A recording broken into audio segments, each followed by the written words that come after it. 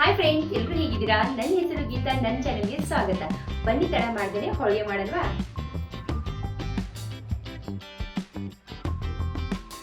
Friends, ಮೊದಲಿಗೆ ನಾನು ಇಲ್ಲಿ 2 ಟೀ ಸ್ಪೂನ್ ಆಗುವಷ್ಟು ತುಪ್ಪವನ್ನು ಸೇರಿಸ್ಕೊತಾ ಇದ್ದೀನಿ. ನಂತರ 1 ಕಪ್ಪನ್ನು ಮೆಜರ್ಮೆಂಟನ್ನು ಮಾಡಿಕೊಂಡು 1.5 ಕಪ್ ಆಗುವಷ್ಟು ಕಡಲೆ ಹಿಟ್ಟನ್ನು ಸೇರಿಸ್ಕೊತಾ ಇದ್ದೀನಿ. ಅಂಗಡಿಯಲ್ಲಿ ಸಿಗುವಂಥ ಕಡಲೆ ಹಿಟ್ಟನ್ನು ಇಲ್ಲಿ ಯೂಸ್ ಮಾಡ್ತಾ ಇರೋದು. ನಂತರ ಇದನ್ನು ಚೆನ್ನಾಗಿ ನಾವು ಫ್ರೈ ಮಾಡ್ಕೋಬೇಕು. ಗ್ಯಾಸನ್ನು ಲೋ ಫ್ಲೇಮಲ್ಲಿ ಇಟ್ಬಿಟ್ಟು ಹಸಿ ವಾಸನೆ ಹೋಗುವವರೆಗೂ ಫ್ರೈ ಮಾಡ್ಕೋಬೇಕು. ನಾನೀಗಿಲ್ಲಿ ಒಂದು 15 ನಿಮಿಷದಿಂದ ಫ್ರೈ ಮಾಡ್ಕೋತಾ ಇದ್ದೀನಿ. ಈಗ ನಾವೊಂದು 15 ನಿಮಿಷ ಆದ ನಂತರ ಸೈಡ್ಗೆ ಇನ್ನೊಂದು ಗ್ಯಾಸ್ ಮೇಲ್ಗಡೆ ನೀರನ್ನು ಬಿಸಿ ಮಾಡೋಕ್ಕಿಡಬೇಕು. ಯಾವ ಕಪ್ಲಿಂದ ಹಿಟ್ಟು ತೊಗೊಂಡಿರ್ತೀವಲ್ವ ಅದೇ ಕಪ್ಲಿಂದ 1.5 ಕಪ್ ಆಗುವಷ್ಟು ನೀರನ್ನು ಇಲ್ಲಿ ಸೇರಿಸ್ಕೊಂಡಿದ್ದೀನಿ. ಅದೇ ಕಪ್ಲಿಂದ 1.5 ಕಪ್ ಆಗುವಷ್ಟು ಬೆಲ್ಲವನ್ನು ಕೂಡ ಇಲ್ಲಿ ಸೇರಿಸ್ಕೊತಾ ಇದ್ದೀನಿ. ನೀವೇನಾದರೂ ಸಿಹಿ ಕಡಿಮೆ ತಿನ್ನೋರಾದರೆ 1 ಕಪ್ ಆಗುವಷ್ಟು ಅಥವಾ 1.25 ಕಪ್ ಆಗುವಷ್ಟು ಬೆಲ್ಲವನ್ನು ಸೇರಿಸ್ಕೋಬೋದು. ಈ ಬೆಲ್ಲವಂತೂ ಪರ್ಫೆಕ್ಟಾಗಿ 1.5 ಕಪ್ಗೆ 1.5 ಕಪ್ಪು ಸರಿಯಾಗಿದೆ. ನಂತರ ಇಲ್ಲಿ ಬೆಲ್ಲ ಕರಗಬೇಕು ಮಾತ್ರ, ಅದ್ರಗೋಸ್ಕರ ನಾನಿಲ್ಲಿ ನೀರಲ್ಲಿ ಸ್ವಲ್ಪ ಬಿಸಿ ಮಾಡ್ಕೋತಾ ಇದ್ದೀನಿ. ಯಾಕಂದರೆ ಕಸ ಕಡ್ಡಿ ಇರುತ್ತಲ್ವ, ಹಾಗಾಗಿ ಈಗ ಇಲ್ಲಿ ಒಂದು ಕುದಿ ಬಂದಿದೆ, ಬೆಲ್ಲ ಕೂಡ ಕರಗಿದೆ. ಈ ಗ್ಯಾಸನ್ನು ಆಫ್ ಮಾಡಿ ನಾವೀಗ ಹಿಟ್ಟೇನು ಹುರಿತಾ ಇದ್ವಲ್ಲ ಆ ಹಿಟ್ಟಿಗೆ ಸೇರಿಸ್ಕೋಬೇಕು. ಆದಷ್ಟು ಗ್ಯಾಸನ್ನು ಲೋ ಫ್ಲೇಮಲ್ಲಿ ಇಡಿ, ಇಲ್ಲಾಂದರೆ ನೀವು ನೀರು ಹಾಕುವಾಗ ಗ್ಯಾಸನ್ನು ಆಫ್ ಮಾಡಿ ಮತ್ತೆ ನೀವು ಆನ್ ಮಾಡ್ಕೋಬೋದು ಗ್ಯಾಸನ್ನು. ಇದಕ್ಕೆ ಮತ್ತೆ ನಾನು ಒಂದು ಅರ್ಧ ಕಪ್ ಆಗುವಷ್ಟು ಬಿಸಿನೀರನ್ನು ಇಲ್ಲಿ ಸೇರಿಸ್ಕೊಂಡಿದ್ದೀನಿ. ಚೆನ್ನಾಗಿ ನಾವು ಇದನ್ನು ಮಿಕ್ಸ್ ಮಾಡ್ಕೋಬೇಕು, ಗಂಟು ಇಲ್ಲದೆ ಇರೋ ರೀತಿಯಲ್ಲಿ. ಟೋಟಲ್ ಆಗಿ ನಾನಿಲ್ಲಿ 2.5 ಕಪ್ ಆಗುವಷ್ಟು ನೀರನ್ನು ಸೇರಿಸ್ಕೊಂಡಿದ್ದೀನಿ 1.5 ಕಪ್ ಹಿಟ್ಟಿಗೆ. ಯಾಕಂದರೆ ಕೆಲವು ಸತಿ ನಾವು ಹಿಟ್ಟನ್ನು ತಗೊಳ್ಳುವಾಗ ಜಾಸ್ತಿ ತೊಗೊಂಡ್ಬಿಟ್ಟಿರ್ತೀವಿ, ಅಂದರೆ ಹಿಟ್ಟು ಸ್ವಲ್ಪ ಪ್ರೆಸ್ ಆದಂಗೆ ಆಗಿರುತ್ತೆ ನೋಡಿ, ಹಾಗಾಗಿ ಈಗ ಇಲ್ಲಿ ಚೆನ್ನಾಗಿ ಒಂದು 5 ನಿಮಿಷ ಫ್ರೈ ಮಾಡ್ಕೋಬೇಕು. ಫ್ರೈ ಮಾಡಿಕೊಂಡು ಇದನ್ನು ಮುಚ್ಚಿಬಿಟ್ಟು ಒಂದು 10 ನಿಮಿಷ ರೆಸ್ಟ್ ಮಾಡೋಕ್ಕೆ ಬಿಟ್ಬಿಡೋಣ.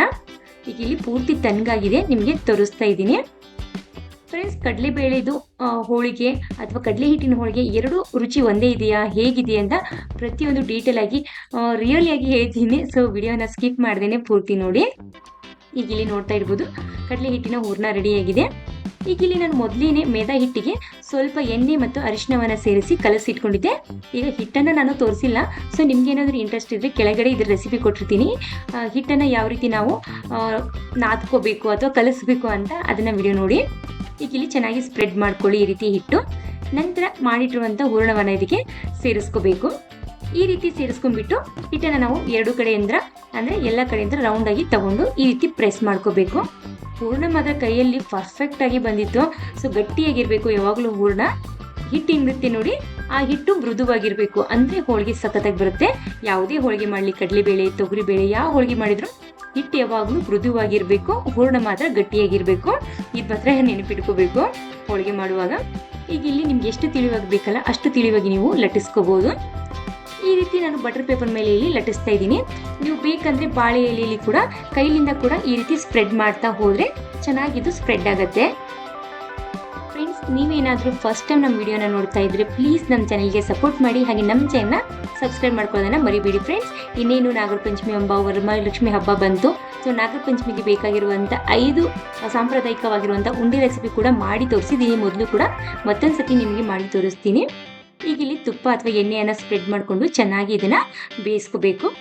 ಫ್ರೆಂಡ್ಸ್, ಕಡಲೆ ಹಿಟ್ಟಿನ ಹೋಳಿಗೆ ಮತ್ತು ಈ ಕಡಲೆಬೇಳೆ ಹೋಳಿಗೆ ಟೇಸ್ಟ್ ಯಾವ ರೀತಿ ಇರುತ್ತೆ ಅಂದರೆ, ಇದೊಂಥರ ಕಡಲೆ ಹಿಟ್ಟಿನ ಹೋಳಿಗೆ ರೀತಿಯಲ್ಲಿ ಇರೋಲ್ಲ, ಚಜಕದ ಹೋಳಿಗೆ ತಿಂತೀವಿ ನೋಡಿ ಆ ರೀತಿ ಟೇಸ್ಟ್ ಇತ್ತು. ನಿಜ ಹೇಳಬೇಕಂದ್ರೆ ತುಂಬ ಜನ ಹೇಳ್ತಾ ಇದ್ರು ವಿಡಿಯೋದಲ್ಲಿ ಕೂಡ ಪರ್ಫೆಕ್ಟಾಗಿ ಕಡಲೆಬೇಳೆ ಹೋಳಿಗೆ ಥರನೇ ಇತ್ತು ಟೇಸ್ಟು ಅಂದ್ಬಿಟ್ಟು. ಸೊ ನಾನು ತಿಂದಾಗ ನನಗನ್ನಿಸ್ತು, ಸೊ ಕಡಲೆಬೇಳೆ ಹೋಳಿಗೆನೇ ಬೇರೆ ಆಗುತ್ತೆ, ಕಡಲೆ ಹಿಟ್ಟಿನ ಹೋಳಿಗೆನೇ ಬೇರೆ ಟೇಸ್ಟ್ ಕೊಡುತ್ತೆ.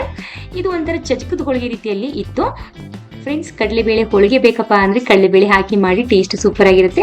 ಇದು ಕೂಡ ಚೆನ್ನಾಗಿತ್ತು, ಇಲ್ಲ ಅಂತೇನಿಲ್ಲ, ತುಂಬ ಸಾಫ್ಟ್ ಆಗಿ, ಆದರೆ ಚಜಕದ ಹೋಳಿಗೆ ರೀತಿಯಲ್ಲಿ ಟೇಸ್ಟ್ ಇತ್ತು.